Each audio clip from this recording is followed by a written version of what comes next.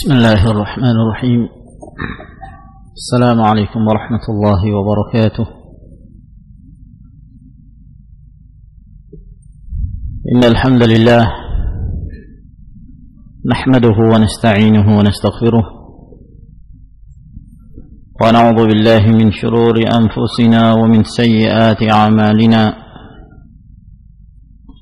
من يهده الله فلا مضل له ومن يضلل فلا هادي له، وأشهد أن لا إله إلا الله وحده لا شريك له، وأشهد أن محمدا عبده ورسوله صلى الله عليه وعلى آله وأصحابه ومن تبعهم بإحسان إلى يوم الدين. أما بعد، ma'asyiral muslimin rahimakumullah, kita lanjutkan kembali kajian kita dari pembacaan risalah ilmiah yang ditulis oleh Fadilatul Syekh Abu Nasr Muhammad bin Abdullah Al-Imam hafizahullah ta'ala, yang berjudul Wadhifatul Abtal Al-Musabaqah ila Fadailil A'mal. Dan pada pertemuan sebelumnya kita telah menjelaskan hadis Ibn Abbas radhiyallahu ta'ala anhuma yang diriwayatkan oleh Al-Imam Al-Hakim dan Al-Baihaqi dalam kitabnya Syu'abul Iman. Perintah dari Nabi sallallahu alaihi wasallam untuk memanfaatkan 5 hal sebelum datang 5 perkara yang berikutnya. Yang pertama adalah kehidupan umur manusia. Yang kedua adalah kesehatan. Yang ketiga adalah waktu luang, kesempatan untuk memperbanyak amal dan mendekatkan diri kepada Allah Subhanahu wa ta'ala. Dan yang keempat adalah masa remaja, ketika seorang menjadi seorang pemuda yang memiliki kesempatan yang besar untuk memperbanyak amal dan mendekatkan diri kepada Allah Subhanahu wa ta'ala. Dan yang kelima adalah masa ketika Allah Subhanahu wa ta'ala memberikan kelebihan harta. Manfaatkan harta tersebut sebelum datang masanya engkau dalam keadaan miskin.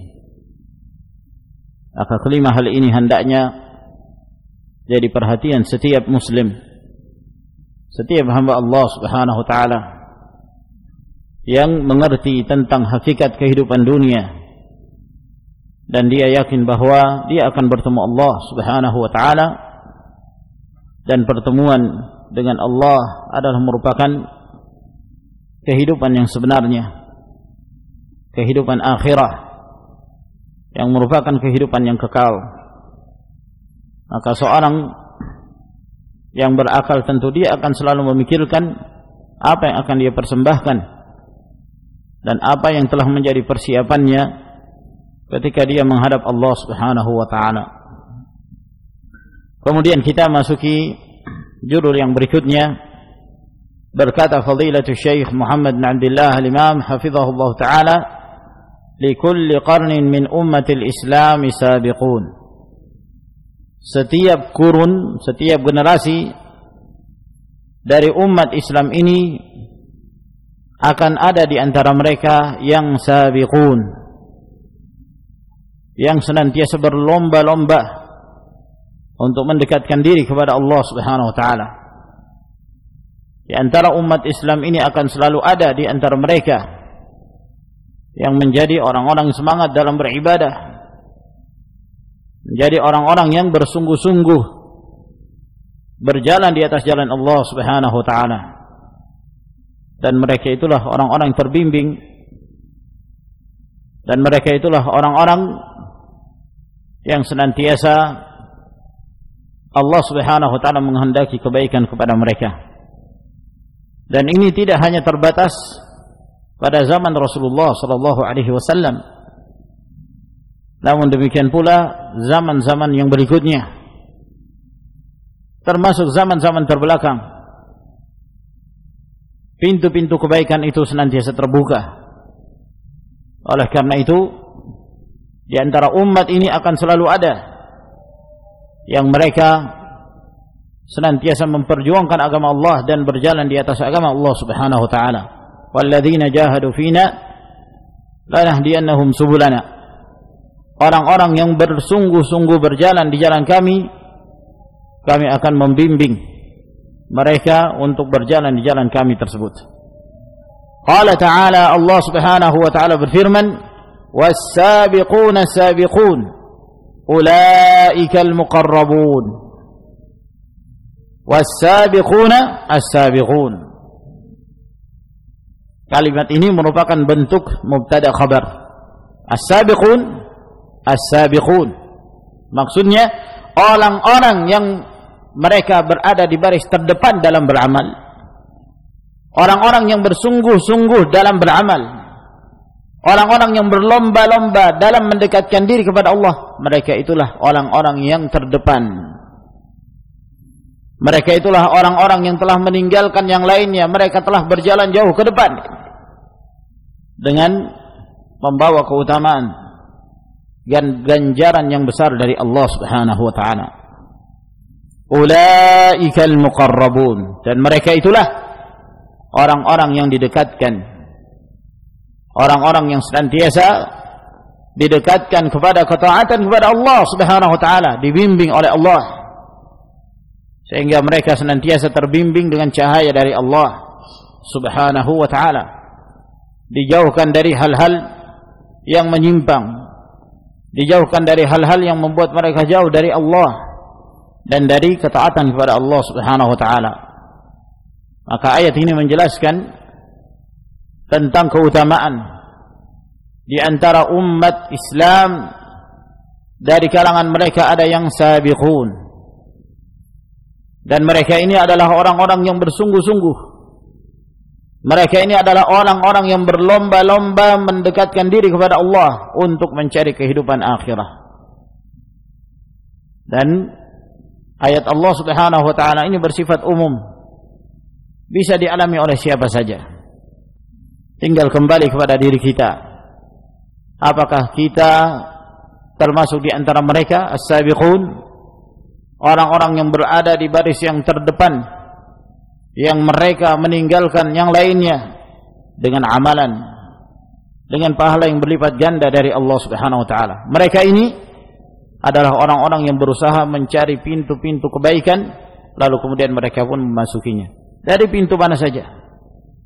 Pintu tauhid, pintu ahkam syar'iyah, hukum-hukum syara', pintu sedekah, pintu berpuasa, pintu salat-salat sunnah, dan pintu kebaikan-kebaikan yang lainnya terbuka lebar. Walhamdulillah, di antara kenikmatan yang Allah Subhanahu wa taala berikan kepada umat ini di dalam Islam, di mana Allah Jalla wa Ala menjadikan syariat itu bermacam-macam, sehingga memungkinkan bagi seorang muslim untuk mengamalkan dengan beraneka ragam hukum-hukum syariat tersebut. Ada yang hubungannya dengan fisik, ya, dengan tenaga, seperti berpuasa, berjihad di jalan Allah Subhanahu wa taala, menunaikan ibadah haji dan yang lainnya. Ada pula yang hubungannya dengan harta, seperti bersedekah, berinfak di jalan Allah Subhanahu wa taala, mengeluarkan sebagian harta, berkurban dan yang lainnya. Maka bagi seorang muslim diberikan pilihan. Ini yang dimaksud oleh Allah Subhanahu wa taala subulus salam, jalan-jalan keselamatan, jalan-jalan yang telah disyariatkan oleh Allah Subhanahu wa taala. Dari mana saja seorang muslim, seorang hamba itu memasuki jalan tersebut dari jalan syariat, maka dia akan mendapatkan kebaikan. Wa an Abdullah bin Amr radhiyallahu anhuma qala qala Rasulullah sallallahu alaihi wa alihi wasallam. Dari Abdullah bin Amr radhiyallahu taala anhuma, beliau berkata, telah bersabda Rasulullah sallallahu alaihi wa alihi wasallam, likulli qarnin min ummati sabiqun. Bagi setiap generasi dari umatku ini, di antara mereka ada yang sabiqun, ada yang terdahulu, ada yang bersemangat untuk mendekatkan diri kepada Allah Subhanahu wa taala, ada yang telah lebih dahulu mereka berjalan ke depan menuju kepada keridhaan Allah Subhanahu wa taala. Rawahu Abu Nu'aim fil Hilyah. Hadis ini diriwayatkan oleh Abu Nu'aim dalam kitabnya Hilyatul Awliya, wa sahhahahu Al-Allamatul Albani fi Sahihil Jami', dan hadis ini disahihkan oleh Al-Allamah Al-Albani dalam kitabnya Sahihul Jami', nomor hadis 5172. Nah, di dalam hadis ini menjelaskan kepada kita bahwa keutamaan itu bisa diraih oleh siapa saja. Jangan kita menyangka bahwa sudah tidak ada lagi keutamaan pada zaman kita sekarang ini. Keutamaan itu sudah diambil oleh orang-orang terdahulu. Para sahabat telah mengambilnya, para tabi'in, atba'u tabi'in. Sudah tidak memungkinkan lagi pada zaman sekarang. Tidak, ma'asyarul muslimin rahimakumullah. Keutamaan dari Allah Subhanahu wa taala tetap terbuka. Siapa saja yang taat, siapa saja yang berusaha untuk mencari jalan-jalan kebaikan yang mendekatkan diri kepada Allah Subhanahu wa taala, maka dia akan meraih keutamaan itu. Allah Jalla wa Ala berfirman, "Inna akramakum 'indallahi atqakum." Orang yang paling mulia di antara kalian adalah orang yang bertakwa. Siapa yang paling bertakwa? Di waktu kapan saja, di generasi siapa saja, apabila dia bertakwa kepada Allah Subhanahu wa taala, dialah orang-orang dimuliakan Allah Jalla wa Ala. Sehingga hadis ini sesungguhnya memberikan semangat pada diri kita bahwa masih ada kesempatan untuk beramal, masih ada kesempatan untuk menjadi orang-orang yang mulia, yang didekatkan oleh Allah Subhanahu wa taala pada keridhaannya. Sebaliknya, di antara mereka ada yang tidak menempuh jalan ini, bukan dari kalangan sabiqun, dari kalangan muqassirun, orang-orang yang lalai, yang menelantarkan syariat Allah Subhanahu wa taala. Maka orang-orang yang seperti ini tidaklah dia menyesali kecuali dirinya sendiri. Jangan dia menyesali kecuali dirinya sendiri. Jangan dia mencela kecuali dirinya sendiri. Fala yalumanna illa nafsah. Apa yang dia miliki dari harta tidak akan mampu mengangkat kedudukannya, derajatnya di sisi Allah Subhanahu wa taala. Apa yang dia miliki dari nasab keturunan itu tidak akan mempercepat jalannya menuju kepada ridha Allah Subhanahu wa taala. Sama sekali tidak. Sebab Islam ini tidaklah dipandang dari sisi nasab keturunan seseorang. Bahkan Nabi sallallahu alaihi wasallam dengan tegas dalam riwayat Imam Muslim, beliau mengatakan, "Man batta'a bihi 'amaluhu lam yusri' bihi nasabuhu." Barang siapa yang lamban amalannya, barang siapa yang malas dalam beramal, malas dalam beribadah, maka dia tidak akan dipercepat oleh nasab keturunannya. Dia tidak akan dimuliakan disebabkan karena nasab keturunannya. Sama sekali tidak. Berapa yang dia amalkan, itulah yang dia dapatkan dari amalannya, dari usahanya. Sebaliknya, di antara mereka ada orang-orang yang tidak dikenal nasab keturunannya, bukan dari keturunan orang-orang terpandang.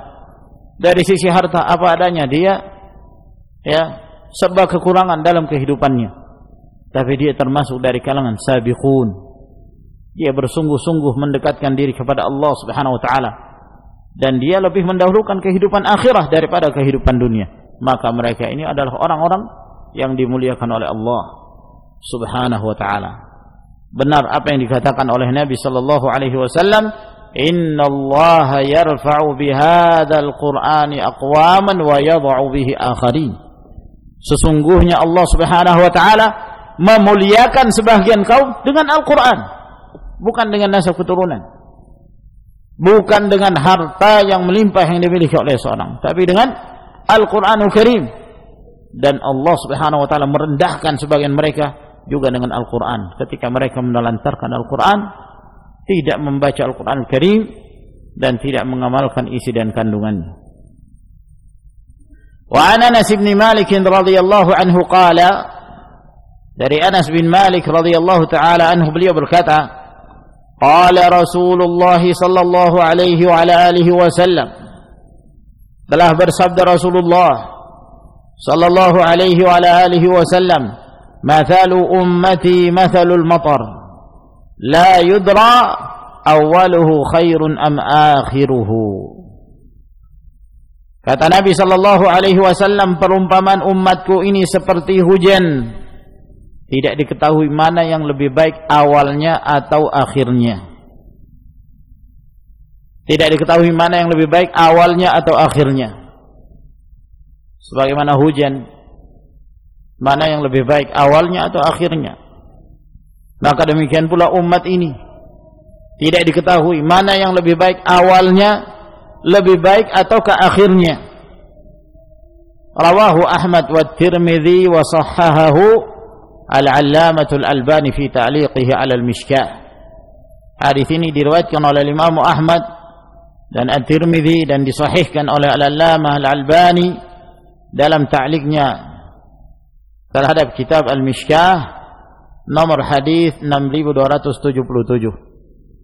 Lalu kata beliau, wal haditsu jaa'a 'an 'adadin minas sahabah, bahwa hadis ini telah datang, yakni telah diriwayatkan dari beberapa dari para sahabat Nabi sallallahu alaihi wasallam. Qala al-Hafidz fil Fath, berkata al-Hafidz Ibnu Hajar dalam Fathul Bari, wa huwa haditsun hasanun lahu turuqun qad yartaqi biha ila as-sihhah, bahwa ini adalah hadis yang hasan, memiliki banyak jalan, yang jalan tersebut saling menguatkan antara satu dengan yang lainnya, sehingga hadis ini mencapai kedudukan sahih, sehingga bisa dijadikan sebagai hujjah. Hadis ini juga, ma'asyiral muslimin rahimakumullah, menjelaskan tentang keadaan umat Islam, bahwa di zaman kapan saja dan ya generasi mana saja memungkinkan bagi seorang itu untuk beramal, untuk memperbanyak amal saleh, mendekatkan diri kepada Allah Subhanahu wa taala. Bukan hanya terbatas pada zaman para sahabat, para tabi'in dan atba'ut tabi'in. Lalu apa yang dimaksud oleh Nabi sallallahu alaihi wasallam, mathalu ummati mathalul matar la yudra awwaluhu khairun min akhirih, tidak diketahui mana yang di kalangan umat ini lebih baik awalnya atau akhirnya. Seakan-akan hadis ini bertentangan dengan riwayat-riwayat yang datang dari Nabi sallallahu alaihi wasallam yang menjelaskan tentang keutamaan generasi terdahulu, seperti hadis Imran bin Husain ketika Nabi sallallahu alaihi wasallam mengatakan, khairun nasi qarni thumma alladhina yalunahum thumma alladhina yalunahum, sebaik-baik manusia itu adalah yang ada di zamanku, di kurunku, generasi Nabi sallallahu alaihi wasallam, yaitu para sahabat. Kemudian orang-orang setelah mereka, tabi'in. Kemudian orang-orang setelah mereka, atba'ut tabi'in. Maka hadis ini dengan jelas menunjukkan bahwa generasi terdahulu ada generasi yang terbaik. Demikian pula yang diriwayatkan oleh Imam Al-Bukhari ketika Anas bin Malik radhiyallahu ta'ala mengatakan, la ya'ti zamanun illa walladhi ba'dahu syarrun minhu sami'tuhu min nabiyikum sallallahu alaihi wasallam. Tidaklah datang satu zaman melainkan zaman yang berikutnya lebih buruk dari zaman yang sebelumnya, sampai kalian bertemu Allah Subhanahu wa taala. Aku mendengarkan ini dari Nabi sallallahu alaihi wasallam. Maka ini juga menunjukkan bahwa semakin terbelakang zaman, menunjukkan bahwa zaman itu semakin buruk dibandingkan zaman sebelumnya. Ya. Zaman dahulu, di zaman para sahabat, para tabi'in, atba'ut tabi'in, kebenaran menyebar dan kebaikan itu menyebar ke sekian banyak umat. Ya. Semakin bertambah zaman, semakin bertambah pula fitnah. Sehingga semakin mendekati hari kiamat, maka fitnah itu semakin merajalela, kejahilan semakin merebak di mana-mana. Bagaimana dengan hadis ini? dalam hadis ini mengatakan permisalan umatku itu tidak diketahui awalnya yang lebih baik ataukah akhirnya. Tidak ada pertentangan ma'asyiral muslimin rahimakumullah antara riwayat-riwayat ini yang datang dari Nabi sallallahu alaihi wasallam. Secara umum generasi-generasi terdahulu adalah generasi yang terbaik. Mereka menjadi generasi percontohan bagi generasi-generasi setelahnya. Benar apa yang dikatakan oleh Imam Malik rahimahullah ketika beliau mengatakan la yasluha akhiru hadhihi al-umma illa bima salaha bihi awwaluha. Tidak akan menjadi baik akhir dari umat ini kecuali apabila mereka mencontoh generasi sebelumnya. Generasi as-salafus salih, pendahulu umat ini yang salih dari kalangan para sahabat, para tabi'in dan atba'ut tabi'in. Akan tetapi ma'asyiral muslimin rahimakumullah, hal itu tidaklah menunjukkan bahwa masing-masing orang, individu-individu yang terdapat di zaman tersebut selalu lebih baik. Tidak demikian, ma'asyiral rahimakumullah. Ya. Sebab seorang tidak mengetahui di zaman mana dia hidup dan dia dalam keadaan kebaikan. Kadang-kadang ada seorang berharap bahwa dia hidup di zaman terdahulu karena zaman terdahulu adalah zaman yang terbaik. Iya, itu adalah merupakan harapan yang baik. Namun apabila harapan tersebut disertai dengan keimanan, dalam artian dia berharap hidup pada generasi yang terdahulu namun menjadi seorang yang mulia, menjadi seorang yang bertakwa, menjadi pengikut Rasulullah sallallahu alaihi wasallam. Namun hakikatnya kita tidak mengetahui. Masyaallah rahimakumullah. Jangan sampai seorang hidup di zaman itu justru menjadi pengikutnya Abu Lahab, menjadi pengikutnya Abu Jahal, menjadi orang kafir, menjadi penentang Rasulullah sallallahu alaihi wasallam. Waliyadzubillah. Ya. Oleh karena itu, hidup di zaman kapanpun dan di generasi manapun, apabila seorang itu diberi hidayah dan diberi bimbingan oleh Allah Subhanahu wa taala sehingga dia berjalan di atas jalan yang lurus, alhamdulillah. Itu adalah merupakan nikmat yang besar yang Allah Subhanahu wa taala berikan. Dia dibimbing pada Islam. Lalu kemudian dia dibimbing untuk memahami sunnah Rasulullah sallallahu alaihi wasallam. Dia tidak menjadi ahlul bid'ah, dia tidak menjadi orang yang menyimpang, dia tidak mengikuti kelompok-kelompok yang sesat yang menyimpang dari jalan Allah Subhanahu wa taala. Alhamdulillah, itu kenikmatan. Ya, dimanapun dia hidup. Maka ma'asyiral muslim rahimakumullah, ini merupakan kabar gembira dari Nabi sallallahu alaihi wasallam bahwa orang-orang terbelakang pun masih ada kesempatan. Masih ada kesempatan untuk berbuat baik. Masih ada kesempatan untuk memperbanyak amal saleh dan mendekatkan diri kepada Allah Subhanahu wa ta'ala. Wa jazama al-'allamatu al-Albani bi sihhatihi wa huwa haditsun 'azim.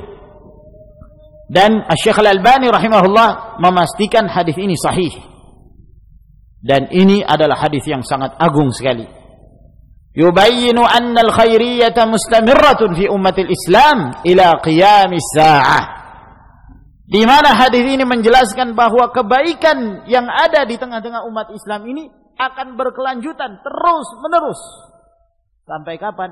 Sampai tegaknya hari kiamat.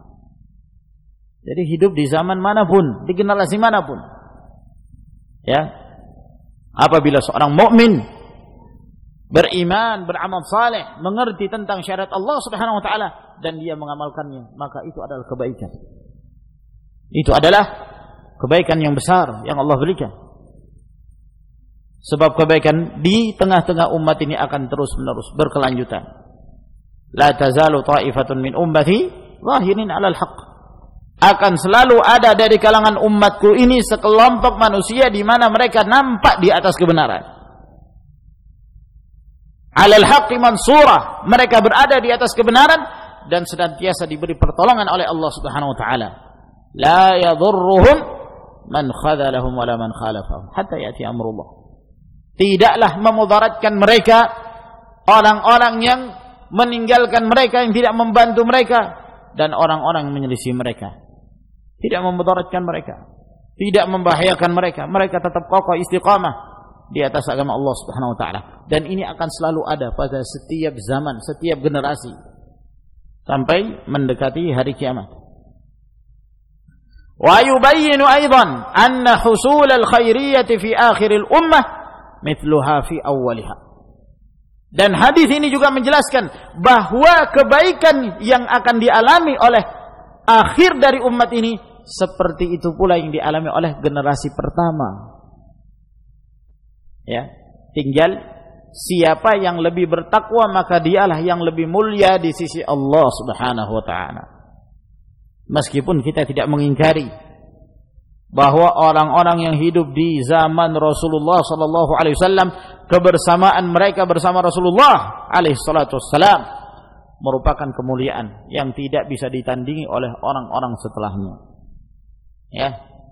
Namun perlu kita juga mengetahui bahwa mereka itu para sahabat hidup di zaman-zaman pertama kali Islam itu menyebar, mereka bersama Rasulullah sallallahu alaihi wasallam, dan cobaan itu pun lebih berat. Cobaan lebih berat.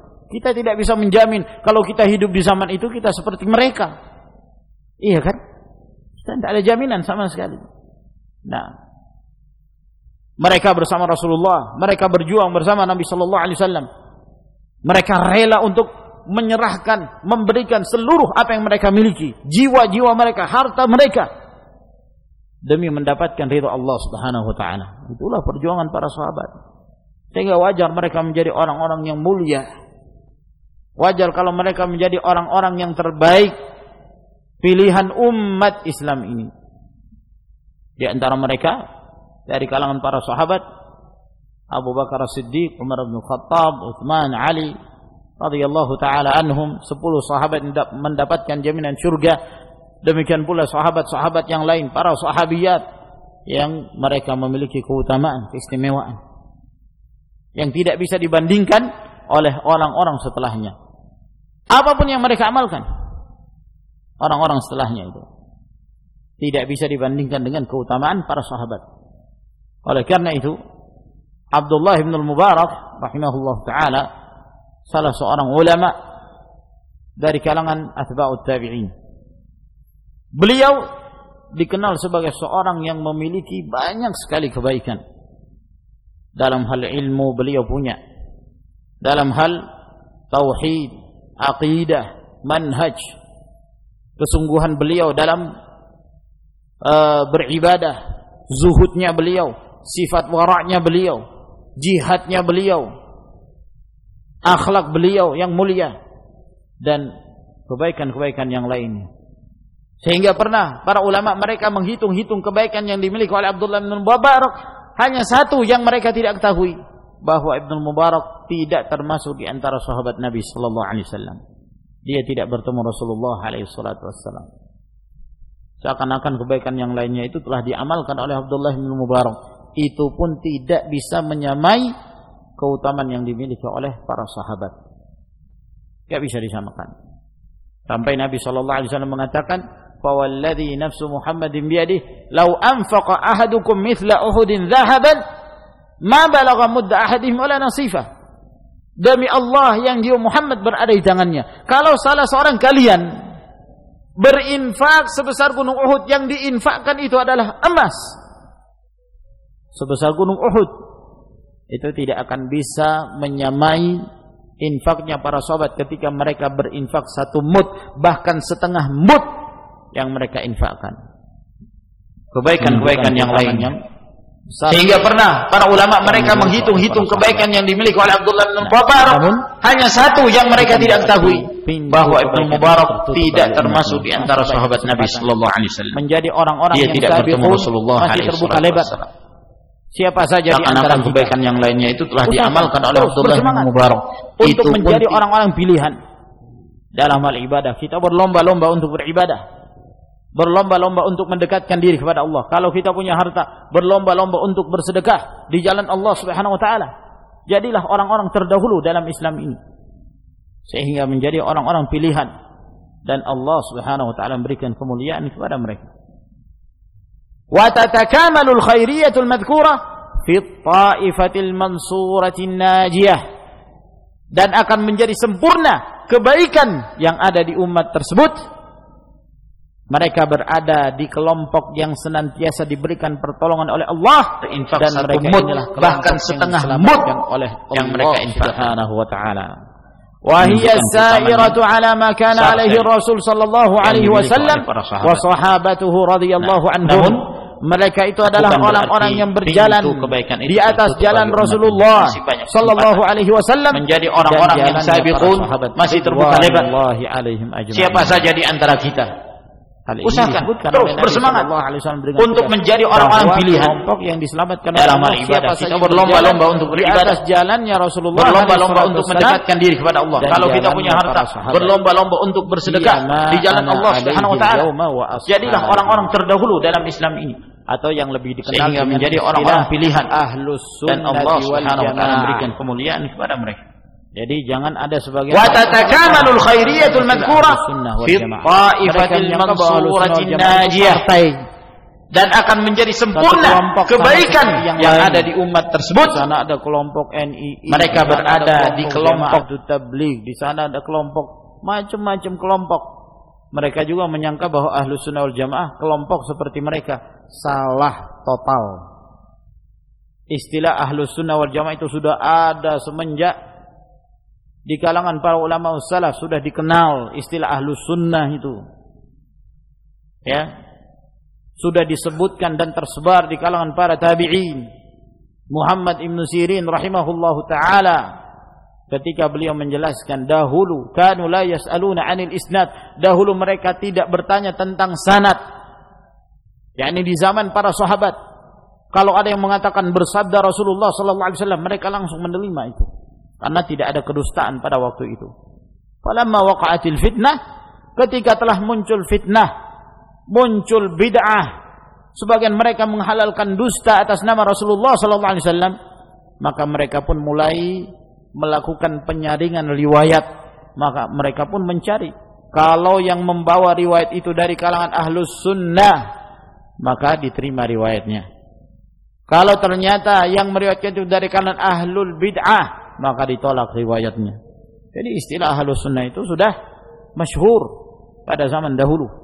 Yang dimaksud Ahlus Sunnah wal Jamaah adalah mereka orang-orang yang berpegang teguh dengan sunnah Rasulullah sallallahu alaihi wasallam dan berjalan di atas jalannya Rasulullah alaihi salatu wasallam dan jalannya para sahabat.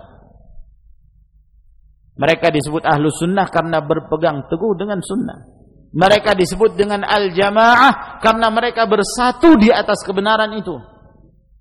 Meskipun mereka tidak disatukan dengan jasad-jasad mereka dengan waktu yang sama, tidak. Namun yang menyatukan mereka adalah amalannya. Siapa saja yang berjalan di atas sunnah, di atas jalan Rasulullah dan jalan para sahabatnya, maka mereka itu disebut Ahlus Sunnati wal Jamaah. Atau juga diistilahkan dengan As-Salaf, generasi As-Salaf, As-Salafus Salih, yaitu generasi terdahulu. 3 generasi yang terbaik yang menjadi pilihan umat ini. Generasi para sahabat, para tabi'in dan atba'ut tabi'in. Orang-orang yang berjalan di atas jalan mereka disebut salafiyun. Penisbatan diri kepada salaf. Jadi istilah salafi itu juga bukan merupakan istilah kelompok tertentu. Namun istilah salafi adalah merupakan istilah bagi siapa saja yang berjalan di atas jalan Rasulullah sallallahu alaihi wasallam dan para sahabatnya, meskipun dia tidak memasuki partai atau organisasi tertentu. Siapa saja. Ya. Oleh karena itu siapa saja bisa menjadi salafi, dan itu bukan hanya sekedar pengakuan. Sebab kalau pengakuan banyak orang mengaku, namun yang dilihat adalah hakikatnya, amalannya, perbuatannya, ucapannya. Apakah mencocoki sunnah Rasulullah SAW? Apakah sejalan dengan jalannya para sahabat radhiyallahu ta'ala anhum? Apabila demikian, berarti dia Ahlus Sunnah wal Jamaah. Namun kalau dilihat dari amalannya, dari perbuatannya jauh sekali menyimpang dari petunjuk Nabi sallallahu alaihi wasallam, tidak berjalan di atas jalannya para sahabat, as-salafus salih, maka meskipun dia mengaku Ahlus Sunnah 1001 kali, pengakuan itu tidak akan beri manfaat. Kullun yad'i waslan bi Laila wa Laila la tuqirru lahum bidzaka. Kata seorang penyair, semuanya mengaku punya hubungan dengan Laila. Si fulan ini mengaku itu Laila milik saya. Yang satunya lagi mengaku enggak, Laila itu milik saya. Semuanya mengaku Laila miliknya. Laila sendiri tidak mengetahui itu siapa mereka itu yang mengaku-ngaku itu. Semua orang mengaku ahlus sunnah, tapi ahlus sunnah sendiri tidak mengenal mereka. Kenapa? Karena perbuatannya, amalannya, ucapannya tidak mencocoki sunnah Nabi sallallahu alaihi wasallam. Inilah yang beliau sebutkan bahwa kebaikan itu berkumpul pada at-taifatul mansuratul najiyah, kelompok yang ditolong oleh Allah, yang dibimbing oleh Allah dan diselamatkan oleh Allah Subhanahu wa taala dari penyimpangan di dunia dan dari azab Allah dalam kehidupan akhirah. Wa kafa bihadza sabqa fala yafutka ar-rahilu ma'a hadhihi al-qafilatil mubarakah. Maka cukuplah ini adalah merupakan sabq yang menunjukkan mereka berada di baris terdepan dalam beramal. Maka jangan sampai engkau tertinggal oleh kafilah ini. Sebab kafilah ini adalah merupakan kafilah yang penuh berkah. Maka jangan sampai engkau tertinggal dalam perjalanan. Mereka sudah berjalan jauh ke depan, sementara kalian masih di belakang. Kalian tidak mengikuti jalan mereka. Kemudian kata beliau, hafizahullahu ta'ala, al-musabaqatu ila fadailil a'mal mabniyatun 'ala al-fiqhi fiha. Berlomba-lomba untuk meraih amalan-amalan yang mulia ini dibangun di atas pemahaman yang benar, mengerti hukum. Nah, ini juga penting, ma'asyiral muslimin rahimakumullah. Seorang ingin meraih amalan-amalan yang mulia juga harus mengerti fikihnya, mengerti ilmunya, ya. Tidak hanya serampangan, ini amalan afdal, ini amalan afdal, ini amalan fadilah, fadilah, fadilah, fadilah. Lalu kemudian dia semakin jauh dia menyangka dia mengamalkan fadilah, ternyata dia terjatuh ke dalam perbuatan bid'ah. Seperti yang kita saksikan, sebagian mereka banyak yang membahas tentang masalah fadailul a'mal, tapi mereka tidak mengerti fikihnya, mereka tidak mengetahui ilmunya, sehingga mereka ketika mengamalkan fadailul amal, mereka menyangka itu keutamaan amalan, ternyata itu bid'ah. Ya, ternyata itu bid'ah. Menganggap bahwa salat nisfu Sya'ban itu ada fadilahnya. Sementara Nabi sallallahu alaihi wasallam sama sekali tidak pernah menyebutkan dalam satu riwayat pun penjelasan tentang disyariatkannya salat pada malam nisfu Sya'ban, apalagi keutamaannya. Asal hukum syariatnya aja enggak ada, apalagi keutamaannya. Yang mereka sebutkan keutamaan barang siapa yang sholat pada malam nisfu Sya'ban demikian disebutkan, ya. Mereka menyangka bahwa ada keutamaannya seorang membaca salawat nariyah. Mereka menyangka bahwa ada keutamaan seorang membaca salawat badr, tala'al badru alaina min thaniyatil wada', dan seterusnya. Asal hukum syariatnya aja enggak ada, gimana bisa ditetapkan ada keutamaan pada amalan tersebut? Kenapa hal ini terjadi? Disebabkan karena tidak punya fikih dalam ilmu fadailul amal, tidak mengerti ilmunya, sehingga keadaannya seperti hatibul lail. Apa itu hatibul lail? Si pencari kayu bakar di waktu malam, ya. Dia ingin memberi manfaat untuk beri nafkah kepada keluarganya, maka dia harus cari nafkah. Caranya gimana? Cari kayu bakar. Ya, kesempatannya di malam hari, masuklah dia ke dalam hutan. Maka dia masuk ke dalam hutan, mungut kayu bakar, terus diangkat ke pundaknya, ya. Lalu dia mengambil satu, lalu diangkat ke pundaknya, ternyata yang diambil ular, bukan kayu bakar. Dia ingin memberi manfaat kepada diri dan keluarganya, namun justru membinasakan dirinya. Istilah ini disebutkan oleh para ulama bagi mereka yang tidak menyaring dalam hal mempelajari sesuatu, asal comot, asal ngambil. Ini keutamaan, sudah diambil gitu saja, ya. Nah, tidak mengerti fikihnya, tidak mengerti ilmunya. Tapi kalau seorang mengerti ilmu, maka dia bisa memilah. Nah, ini benar, ini sahih, ya. Memang benar ada hukum yang demikian. Lalu dia mengetahui keutamaannya, juga diriwayatkan dengan riwayat yang sahih, maka dia amalkan. Maka dia semangat semangat yang dibangun di atas ilmu. Dan ini yang diinginkan. Dia semangat kenapa? Karena dia mengetahui bahwa Rasulullah SAW menganjurkan mengamalkan amalan dan Nabi SAW menyebutkan keutamaannya. Maka dia pun bersemangat. Ini ma'asyiral muslimin rahimakumullah. An Muawiyah bin Abi Sufyan radhiyallahu anhuma qala Rasulullah sallallahu alaihi wa alihi wasallam. Dari Muawiyah bin Abi Sufyan radhiyallahu taala anhuma, beliau berkata, telah bersabda Rasulullah sallallahu alaihi wa alihi wasallam, "May yuridillahu bihi khaira yufaqihuhu fid din." Siapa yang Allah Subhanahu wa taala kehendaki bagi seorang hamba itu kebaikan, maka Allah Subhanahu wa taala memberi pemahaman kepadanya tentang permasalahan-permasalahan agama. Bukan hanya ilmu fikih saja, namun yang dimaksud yufaqihu ay yufahimhu. Allah akan memberi pemahaman kepadanya sehingga dia memahami agama Allah Subhanahu wa taala. Dia mengerti tauhid, dia mengerti hukum-hukum syariat, dia memahami batasan-batasan agama Allah Subhanahu wa taala, dia mengetahui perintah dan larangan, lalu kemudian dia taat. Inilah yang dimaksud.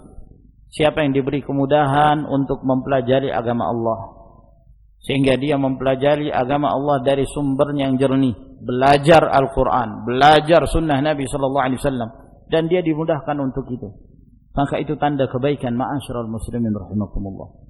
Sebaliknya, apabila orang tersebut tidak peduli untuk mempelajari agama Allah, masa bodoh, ya, cara dia beribadah ya sebagaimana apa yang diajarkan oleh orang tuanya. Kenapa kok kamu beribadah seperti ini? Ya itu yang sudah saya ketahui, ya itu yang saya lihat dari ustadz saya, itu yang saya lihat dari orang tua saya, itulah yang saya amalkan. Apa dalilnya? Mbah, nggak ngerti. Apa dalilnya? Yang penting, yang penting, udah kalau masalah yang penting selesai masalah, nggak mau didebati, nggak mau dinasihati.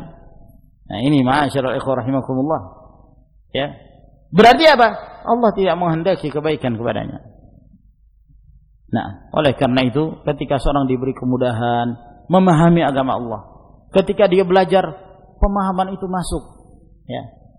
Ketika dia belajar dengan mudah, dia memahami apa yang telah dia pelajari, itu merupakan tanda bahwa Allah Subhanahu wa taala menghendaki kebaikan bagi hamba tersebut. Maka itu merupakan nikmat. Ma'asyiral ikhwah rahimakumullah. Kenapa Allah Subhanahu wa taala mengangkat kedudukan orang-orang yang beriman dan orang-orang yang diberikan ilmu? Disebabkan karena keutamaan ini.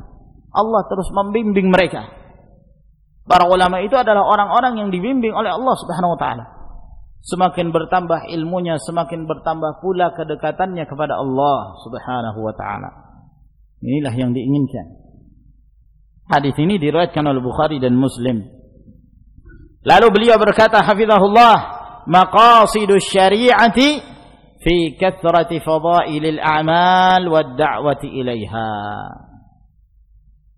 Termasuk di antara tujuan syariat ini menjelaskan tentang keutamaan amalan dan mengajak manusia untuk mengamalkan amalan-amalan yang penuh dengan keutamaan tersebut. A'zamu maqsadin min maqasidis syari'ati fi kathrati fadailil a'mal huwa ikhrajul mukallafin 'an ittiba'il hawa. Tujuan yang paling utama dari tujuan-tujuan syariat ini dalam hal memperbanyak fadilah-fadilah amal, keutamaan-keutamaan amalan, tujuannya adalah mengeluarkan hamba-hamba Allah dari mengikuti hawa nafsu. Itu tujuannya. Ikhrajul mukallafin. Yang dimaksud mukallaf itu adalah orang-orang yang sudah diberi beban untuk mengamalkan syariat dari kalangan jin dan manusia. Ikhrajul mukallafin an ittiba'il hawa, mengeluarkan hamba-hamba Allah yang mereka telah diberikan beban syariat agar kemudian mereka keluar dari mengikuti hawa nafsu. Itu tujuannya. Wa an ta'ati syaitan, dan agar mereka dikeluarkan dari ketaatan mereka kepada syaitan. wa anit tashabbuhi wal iqtida' bil kuffar, dan agar mereka dikeluarkan dari meniru dan mengikuti gaya orang-orang kafir, tata cara ibadah mereka, tata cara kebiasaan mereka. Maka dari sini ma'asyiral rahimakumullah, jelas bagi kita apa tujuannya kita mempelajari fadailul a'mal, fadilah-fadilah amal itu. Apakah tujuan kita ketika kita mempelajari fadailul a'mal agar kemudian kita terjatuh ke dalam bid'ah dan bid'ah yang berikutnya? Ya. Dia semangat mengetahui fadailul amal, akhirnya dia ikut khuruj misalnya. Ya. Terjatuh ke dalam perbuatan bid'ah. Nah, apakah tujuan dari mempelajari fadailul a'mal agar kemudian seorang itu semakin jauh dari Allah Subhanahu wa taala, semakin bodoh tentang agama Allah Subhanahu wa taala, sehingga yang dipelajari itu hanya fadilah. Tentu bukan itu tujuannya. Kenapa Allah Subhanahu wa taala, Nabi sallallahu alaihi wasallam menyebutkan sekian banyak tentang keutamaan-keutamaan amalan? Ada tujuan yang sangat penting dari situ. Tujuannya apa? Agar kemudian manusia ini dikeluarkan dari ittiba'ul hawa. Mereka meninggalkan untuk mengikuti hawa nafsu dan terdorong untuk mengikuti amalan-amalan yang telah disyariatkan tersebut. Sehingga mereka keluar dari ketaatan pada syaitan menuju kepada ketaatan kepada Ar-Rahman. Ya. Dan mereka meninggalkan sikap tasyabbuh, meniru gaya orang-orang kafir, kepada mengikuti dan meniru gayanya orang-orang yang bertakwa dari kalangan orang-orang yang saleh. Nah, fatashabbahu bil kiram, inna tashabbuha bil kirami falahu. Tashabbahu bil kirami illam takunu mithlahum, inna tashabbuha bil kirami falahu. Hendaknya kalian meniru orang-orang yang mulia meskipun kalian tidak mampu seperti mereka. Sebab meniru orang-orang yang mulia itu adalah kemenangan. Jadi ini tujuannya. Kenapa seorang pelajari fadailul amal? Tujuannya sangat besar sekali. Agar kemudian seorang itu istiqamah dan semangat dalam beramal. Dan dia berlomba-lomba untuk selalu menghidupkan amalan-amalan saleh tersebut. Qala ta'ala, Allah subhanahu wa ta'ala berfirman, Ya ayyuhalladzina amanu dukhulu fis silmi kaffah ولا تتبعوا خطوات الشيطان إنه لكم عدو مبين. Wahai orang-orang yang beriman, masuklah kalian ke dalam Islam ini secara menyeluruh, jangan setengah-tengah. Secara menyeluruh. Apa saja yang kalian ketahui dari kewajiban-kewajiban yang Allah wajibkan kepada kalian, hendaknya kalian mengerjakan. Apa saja yang kalian ketahui dari larangan-larangan Allah, hendaknya kalian meninggalkan. Udkhulu fi silmi kafah. Dan jangan kalian mengikuti langkah-langkah syaitan. Sebab syaitan itu bagi kalian adalah musuh yang nyata, musuh yang jelas. Wa qad jaa bi sanadin sahihin an Mujahidin wa Qatadah tafsir qawlihi ta'ala, dan telah datang riwayat dengan sanad yang sahih dari Mujahid Ibnu Jabr dan dari Qatadah Ibnu Di'amah Sadusi ketika mereka menafsirkan firman Allah Subhanahu wa taala, udkhulu fis silmi kaffah, yang dimaksud udkhulu fis silmi kaffah ay udkhulu fil islami jami'an, masuklah kalian menyeluruh ke dalam Islam. Wa qala al-Alusi 'inda tafsir hadhihi al-ayah fi Ruhul Ma'ani. Al-Alusi beliau menjelaskan ketika menafsirkan ayat ini dalam kitabnya Ruhul Ma'ani jilid 2 halaman 97, kata beliau, wal ma'na, yang dimaksud firman Allah Subhanahu wa taala ini, udkhulu fil islami bikulliyatikum, hendaknya kalian masuk ke dalam Islam secara menyeluruh kalian itu, seluruhnya kalian masuk ke dalam Islam. Wala tad'u syai'an min zahirikum wa batinikum illa wal islamu yastau'ibuh, dan jangan kalian menyisakan satu pun dari yang zahir yang ada pada kalian, demikian pula yang batin, melainkan Islam itu sudah mencakup seluruhnya. bihaitsu la yabqa makanun li ghairihi, sehingga pada diri kita ini tidak ada lagi tempat kecuali untuk Islam, tidak lagi untuk yang lainnya. Zahir kita untuk Islam, batin kita untuk Islam, sehingga kita menjadi seorang yang muslim yang benar-benar berserah diri kepada Allah Subhanahu wa taala. Itulah yang dikehendaki. Ya. Oleh karena itu ada perintah. Di samping adanya perintah, ada penjelasan tentang keutamaan-keutamaan bagi orang yang menjalankan perintah itu. Sehingga seorang itu ketika mengetahui perintah dan mengetahui keutamaannya, terdorong terus, dia punya semangat ya untuk terus beramal saleh, terus mendekatkan diri kepada Allah Subhanahu wa taala. Sehingga dia termasuk di antara seorang muslim yang masuk ke dalam Islam secara kafah. Wa qala Asy-Syatibi rahimahullah fil Muwafaqat. Berkata pula Asy-Syatibi rahimahullah dalam kitabnya Al-Muwafaqat jilid 2 halaman 168, al-maqsadu syar'i min wad'i syariah, tujuan syariat ya.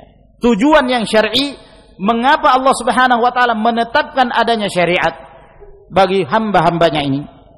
Tujuannya adalah ikhrajul mukallafi min da'iyati hawa, untuk mengeluarkan seorang hamba dari seruan hawa nafsunya, agar dia menjauhi seruan hawa nafsu itu. Hatta yakuna 'abdan lillahi ikhtiyara kama huwa 'abdullahi ittirara, sehingga hamba tersebut menjadi hamba Allah Subhanahu wa taala yang ikhtiar, sebagaimana dia juga telah menjadi hamba Allah yang ittirar. Jadi ubudiyah itu ada dua macam. Ada yang disebut dengan ubudiyah ittirariyah, ada ubudiyah ikhtiyariyah. Apa yang dimaksud ubudiyah ittirariyah? Yang dimaksud ubudiyah ittirariyah yakni keberadaan kita sebagai hamba. Bagaimanapun keadaan kita, dimanapun kita, bagaimanapun penciptaan kita, ya kita memang seorang hamba. Tidak satupun dari makhluk ini melainkan mereka adalah hamba Allah Subhanahu wa taala. Itu sudah pasti. Sesombong apapun hamba itu, dia tetap saja berstatus sebagai hamba. Ini yang dimaksud dengan hamba secara ittirar, pasti dia menjadi seorang hamba. Allah Subhanahu wa taala dalam surah Maryam berfirman, "In kullu man fis samawati wal ardi illa atir rahmani 'abda." Tidak satupun, baik yang ada di langit demikian pula yang ada di bumi, melainkan dia pasti menghadap kepada Ar-Rahman, menghadap kepada Allah Subhanahu wa taala sebagai hamba. Siapapun dia, kafirnya, mukminnya, sombongnya dan seterusnya, tetap saja hamba. Ini yang dimaksud penghambaan secara ittirariyah. Ya, pasti kita ini hamba. Bagaimanapun keadaan kita, status kita tetap hamba. Ya, jadi ini tidak dikenai taklif, tidak ada beban syariat dalam hal ini. Namun yang ada beban syariat adalah jenis yang kedua, peribadahan secara ikhtiyariyah. Nah, ini hubungannya dengan penegakan syariat. Ya. Allah Subhanahu wa taala menurunkan syariat, tinggal diserahkan kepada hamba itu. Mereka punya akal sehingga mereka bisa memilih mana yang baik, mana yang buruk. Dan mereka sudah mengetahui bahwa syariat ini diturunkan oleh Allah Subhanahu wa taala demi kemaslahatan mereka. Mereka sudah tahu itu. Tapi ketika mereka memilih jalan yang lain, mereka memilih jalur yang lain, mereka lebih menyukai penyimpangan, mengikuti jalan syaitan dan taat kepada syaitan, maka jangan dia mencela kecuali dirinya sendiri. Berarti apa? Dia tetap seorang hamba, dan itu pasti hamba ittirar, akan tetapi dia bukan seorang hamba ikhtiyari. Karena dia diberi pilihan, dia lebih menyukai kesesatan daripada hidayah. Namun yang dituntut bagi seorang hamba bukan hanya menjadi seorang hamba yang ittirari, tapi juga menjadi hamba yang ikhtiyari. Kalau hamba ittirari jelas, ya kan? Kita semua adalah hamba ittirari. Namun yang dituntut, apakah kita menjadi seorang hamba yang taat kepada Allah, taat kepada perintahnya, taat kepada syariat-syariatnya. Kita telah diberi pilihan, ternyata kita lebih memilih hidayah daripada kesesatan. Kita lebih memilih petunjuk Allah daripada mengikuti hawa nafsu. Kita lebih memilih taat kepada Ar-Rahman daripada taat kepada syaitan. Ini namanya hamba peribadahan secara ikhtiyari. Nah, ini yang beliau katakan, kata Syatibi rahimahullah, hatta yakuna abdan lillahi ikhtiyara kama huwa abdullahi ittirara. Sehingga hamba itu benar-benar menjadi hamba yang dia lebih memilih untuk taat kepada Allah Subhanahu wa taala. Sebagaimana dia memang berstatus sebagai hamba. Dia memang statusnya sebagai hamba. Namun yang dituntut adalah seorang hamba yang benar-benar menjadi seorang hamba. Dia hidup di dunia dalam keadaan dia tunduk terhadap syariat-syariat Allah Subhanahu wa taala.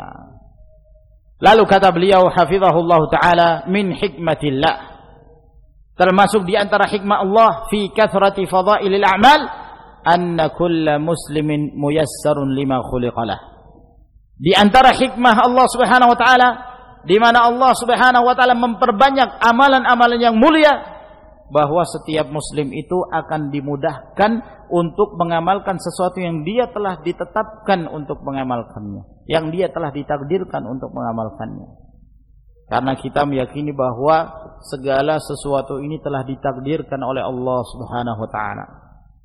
Seperti yang kita sebutkan sebelumnya bahwa pintu-pintu kebaikan ini sangat banyak sekali. Silahkan seorang ingin memasuki pintu yang mana saja, memasuki seluruh pintu pun tidak mengapa, dan itulah yang dimiliki oleh Abu Bakar As-Siddiq radhiyallahu anhu. Beliau memiliki pintu-pintu itu semua, pintu sedekah, pintu puasa, pintu kebaikan-kebaikan yang lainnya. Ya, sehingga memungkinkan bagi hamba itu untuk memasuki seluruh pintu-pintu tersebut. Nah, ini adalah keutamaan. Dan seorang hamba tentu harus disertai dengan ijtihad, disertai dengan semangat usaha pada dirinya. Ihris ala ma yanfa'u. Semangat untuk mencari apa saja yang bermanfaat bagimu. Sehingga dia akan dimudahkan oleh Allah Subhanahu wa taala untuk memasuki pintu-pintu kebaikan itu. Di antara manusia ada yang senang memasuki pintu sedekah, sehingga dia dalam urusan sedekah, dalam urusan berinfak di jalan Allah Subhanahu wa taala, Masya Allah, mengalahkan yang lain. Di antara mereka ada yang memasuki pintu salat, sehingga dalam urusan salat bukan hanya salat wajib, salat sunnah dia kerjakan terus, dia rutin mengerjakan salat sunnah, salat duha, salat rawatib, qiyamul lail, salat witir, dan salat-salat yang lainnya. Dia menjadi seorang hamba Allah Subhanahu wa taala dalam hal salat. Di antara mereka ada yang masuk ke pintu puasa. Di antara mereka ada yang masuk ke pintu ilmu. Di antara mereka ada yang masuk ke pintu-pintu yang lainnya. Maka hendaknya bagi kaum muslimin, bagi hamba-hamba Allah Subhanahu wa taala, berusaha untuk masuk ke pintu-pintu tersebut. Jalan-jalan kebaikan itu banyak. Jangan seorang merasa sempit, tidak mampu memasuki satu pintu lalu kemudian dia meninggalkan seluruh pintu. Tidak.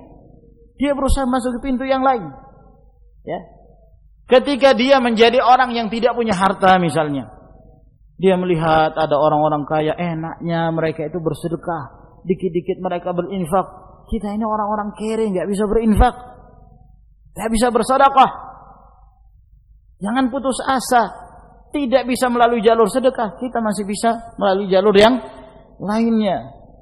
Oleh karena itu ada beberapa sahabat, mereka ini orang-orang miskin, datang kepada Nabi sallallahu alaihi wasallam. Kata mereka, ya Rasulullah, dhahaba ahlud duthur bil ujur.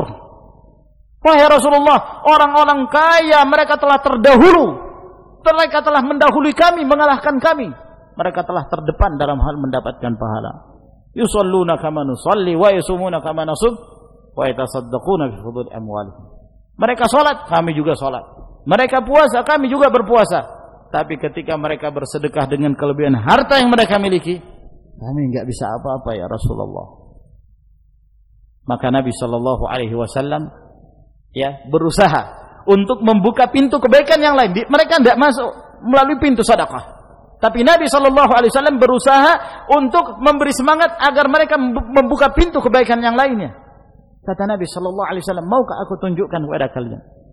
Kalau kalian mengamalkan amalan ini, tidak akan ada yang bisa mengalahkan kalian kecuali apabila orang tersebut mengamalkan seperti apa yang kalian amalkan." Tentu mendengarkan hal ini, wah, kesempatan bagi orang-orang miskin. Amalan apa itu? Maka diajarkan oleh Nabi sallallahu alaihi wasallam, ternyata amalan itu ringan. Ya, bukan suatu hal yang berat. Sebab sebagian mereka menyangka bahwa apabila seorang hendak mendapatkan keutamaan harus berat amalannya. Kalau seorang yang masuk surga tiap hari harus mengucapkan la ilaha illallah 100.000 kali. Ya. La haula wala quwata illa billah. Berat betul. Ma'asyiral muslimin rahimakumullah. Ternyata apa yang diajarkan oleh Nabi sallallahu alaihi wasallam, apabila setelah selesai kalian mengerjakan salat wajib, maka ucapkan subhanallah 33 kali. Alhamdulillah 33 kali.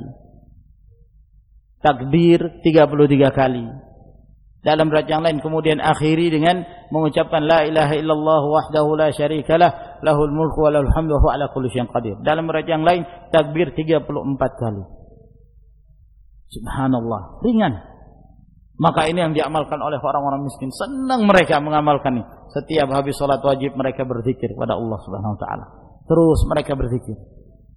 Orang-orang kaya ini enggak mau ketinggalan melihat ada sesuatu yang dikerjakan oleh orang-orang miskin, mereka berusaha mencari tahu. Akhirnya rahasia ini pun terbongkar, diketahui oleh orang-orang kaya. Ya, akhirnya orang-orang kaya pun ikut mengamalkan.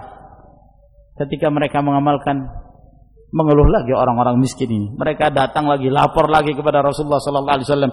Ya Rasulullah, mereka sudah mengerjakan apa yang kami kerjakan. Apa kata Nabi sallallahu alaihi wasallam? Dzalika fadlullahi yu'tihi may yasha. Itulah keutamaan Allah yang Allah berikan pada siapa yang Allah kehendaki. Ya, mau apa lagi? Ya, mereka sudah punya kelebihan dalam hal itu, maka kita berusaha mencari pintu-pintu yang lain. Ma'asyiral muslimin rahimakumullah. Ada seorang diberikan kelebihan dalam hal harta, tapi dia diberikan kekurangan dalam hal-hal yang lainnya. Dia tidak mengerjakan salat sunnah, dia tidak rajin berpuasa sunnah, dia tidak menuntut ilmu dan seterusnya, ya. Maka seorang berusaha untuk membuka pintu-pintu kebaikan yang lainnya tersebut. Fastabiqul khairat, berlomba-lombalah kalian menuju kepada amalan-amalan kebaikan.